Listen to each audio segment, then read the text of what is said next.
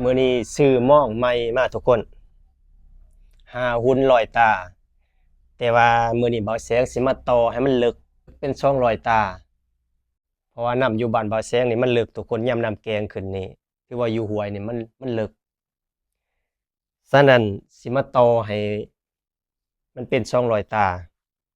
ในการต่อของเบาแสงนี่เด้อทุกคนเนาะคือนี่มันจะมีสนแบบนี้ทุกคนเนาะจะมีสนแบบนี้มันจะมีสองสนดอกทุกคน เพียงแต่เราจับสองส่วนนี้มาหยุ่มใส่กันทุกคนจับสองส่วนข้างเบอร์นี้เนาะข้างนี้กับข้างนี้แล้วมาหยุ่มใส่กันแล้วเราก็ทักไปทีละตาเนาะในการต่อบาวแสงนี่มันจะมีอยู่2วิธีที่บาวแสงเคยใส่ทุกคนวิธีที่1ก็คือแบบว่าเฮาทักไปเทื่อละคือว่าง่ายคือวิธีที่1ก็คือให้จับตาโซนเบอร์นี้เนาะโซนเบอร์ที่1กับโซนเบอร์ที่2นี่จับหยุ่มใส่กันทุกคนแล้วก็ทักเนาะจับ2ตาขวบใส่กันแล้วก็ทักเอาซ้ายเอ็นนี่แหละทักเนาะวิธีที่2ก็คือ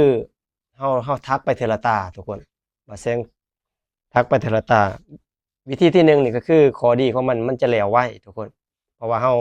ทัก2ตาพร้อมกันเลยจับหยุ่มทักไปเลยเนาะแต่ว่าข้อเสียคือบอลที่เฮาทักนั้นป้าจะบ่ถูกเนาะอันนี้ข้อเสียของมันวิธีที่2นี่ก็คือข้อยจะใส่แบบว่าวิธีทักเทอละตาทุกคนทักเทอละตาคือทัก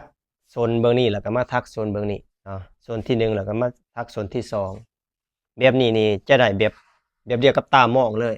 ป้าจะสามารถถือข้อดีของมันแต่ว่าข้อเสียคือแล้วช้าเนาะเดี๋ยวสิให้เบิ่งใกล้ๆทุกคนวิธีที่แจ้งทักนี่คือตามองมันจะเป็นลักษณะนี้เนาะคือบ่แสงจับหยุ่ม2ตาเข้าไป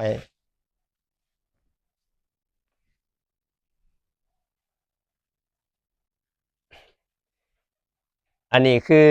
บ่แสงทักเทอละตาทุกคนเนาะทักเทอละตาคือเพียงแต่เฮาจับส่วนข้างเบิ่งนี้เนาะจับส่วนข้างนี้แล้วมาหยุ่มเข้าไปทักเข้าไปแบบนี้ทุกคนเนาะทักนี่แม่นให้ทัก2เทื่อเด้อทุกคนเพื่อบ่ให้มันตูดเนาะเมื่อเฮาทักส่วนเบิ่งนี้แล้วเฮาก็มาจับส่วนเบิ่งนี้อีกทุกคนเนาะสอดเข้าไปแบบนี้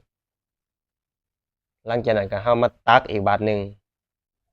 คือให้มันได้2หอบทุกคนเพื่อบ่ให้มันตูดเฮ็ดแบบนี้ไปเรื่อยๆจนสุดทุกคนจนสุดแล้วก็เฮาจังมาตัดมันบัดนี้ตัดบ่มันจอดกันหันออก